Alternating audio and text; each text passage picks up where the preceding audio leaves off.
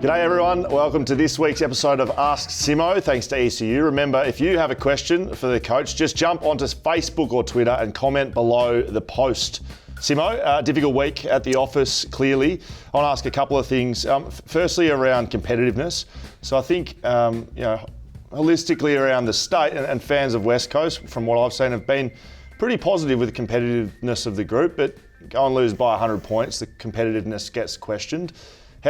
Is that difficult to control as a coach? Can you look at it and go, well, this is why it dropped off?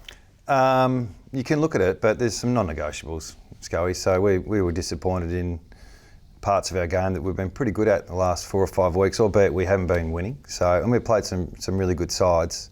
So we saw some growth, and then on the weekend we took a step back. So disappointed, not happy about it. It's going to be an interesting review, but that's what we've got to deal with. So competitiveness, it's probably a bit deeper than that. There's a method around it. There's transition, there's running, there's how we defend, how we attack, all those things. But you've got to win the ball first. You see someone like Charlie Curnow kick 9 goals. Is that on the back line? Is that on the team? How does it work? It's always on the backs. No, look, there was some goals there that were, could have been prevented up the ground. And then there's some, we expect more from our defender moments. And then there's this guy's too good. And the combination of all three. So, yeah, the supply was too easy. And, we needed to find a way to slow the play up a little bit. And we couldn't do it.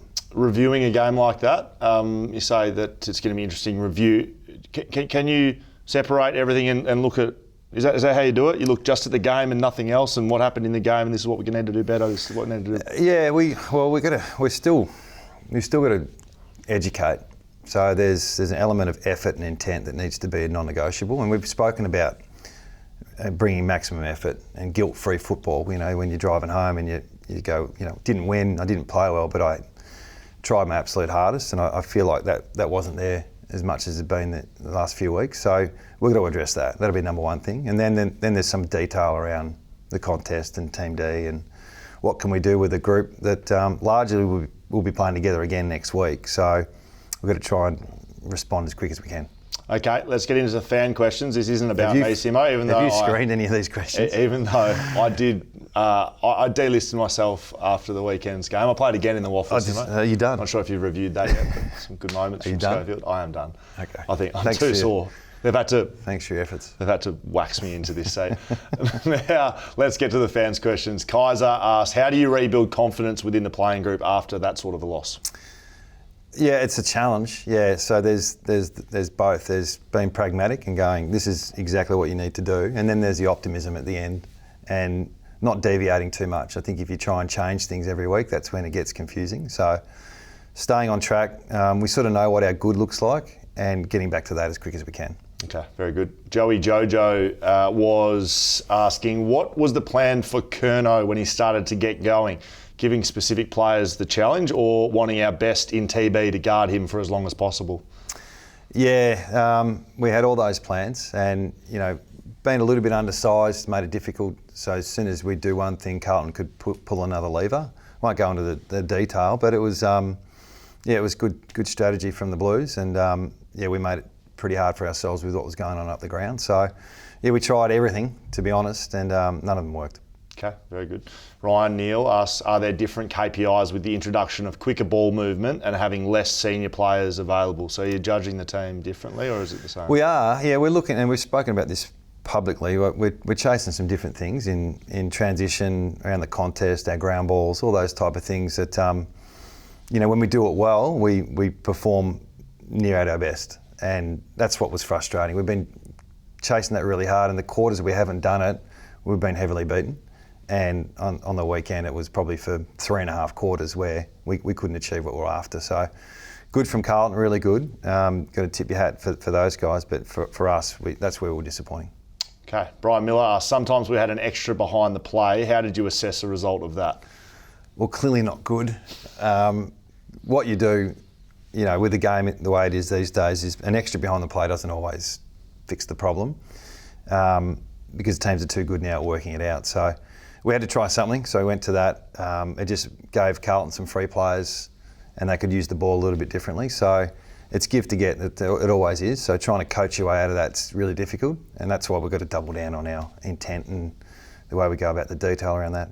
Did you split your time between on the bench and upstairs? I did, yeah. I don't know if it does anything for anyone, but you started on the bench, didn't you? Yeah. And there was some warning signs early, so trying to see what was like at ground level and what the players' attitude was, and then in the second half went up in the box and saw it from a different angle, but didn't get a lot different in terms of results. I know you won't want to give much away, but when you say warning signs, like, can you broadly say what a warning sign is to you? Is there anything we probably couldn't take a mark in the front half. Yeah. So I think in the first 10 minutes we might have had, 8 or 9 inside 50s to 3, and it was almost 3 goals to none. So when you spend a little bit of energy, no reward, I think we gave up 2 or 3 marks now for front half, and then the flip side looked pretty easy. And how it got there was easy as well. So that was probably the first sign that we didn't, no bang for buck. They transitioned too quickly and they scored too easily. Okay, that's good. Kevin McLaren asked, will Bunga go around again in 2024 to get to the 350 game milestone? Still plays like he's in his mid-20s. I saw the mural downstairs as well. That's quite impressive, isn't it? Which one? Right outside the change rooms. Oh, the 300. Because remember, I was allowed back in the club for the first time in quite a while. It gave me a fob so I could get changed before the game. That's very nice. Yeah, I think the 300 club. Do you think you're correct? So do you think you'll keep going? You think can he go again? I don't know. You have to ask Bung. It's when someone like him. It's obviously up to him a lot, and where the club's going, what we need from a leadership point of view. At the moment, we really need our leaders. We've got probably 2 or 3 in our side, and he was really important on the weekend just to give us a little bit of stability. So yeah, time will tell. Correct. Beboppin and Scotton. That's right, Simmo. I thought you might like that. With all the injuries to the footy club, which one cross-code athlete would you love to bring in, and where would you play them? Ricky Ponting. Ricky Ponting? I'd get Ricky Ponting. And where would he play? I'd just stick him on ball and just let him rip. He was a footballer, right? Yeah. I'm fairly sure he played footy. Yeah. Good one. Yeah, Tassie boy. So yeah, I think he'd take a couple out on the way too. Okay, very good. Nice. That brings us to the end of Ask Simmo. Thanks to ECU. Good luck this Saturday against the Tigers. I wanted to finish on a positive note. Do you know, so Charlie Curnow doesn't kick 10 goals? No. Right? Do you know the last time someone kicked 10 goals against the Eagles? No. It was Jack Rewalt, Richmond at the G. Do you know who played on him? When was that? That's right, Will Schofield, before you got there, about 2010. So okay. At least it didn't get that bad, mate. Oh, at least it didn't get that bad. You don't have Schofield playing anymore. We're playing Richmond this week. Well, get someone good on him, mate. Good luck. Thanks, Scully.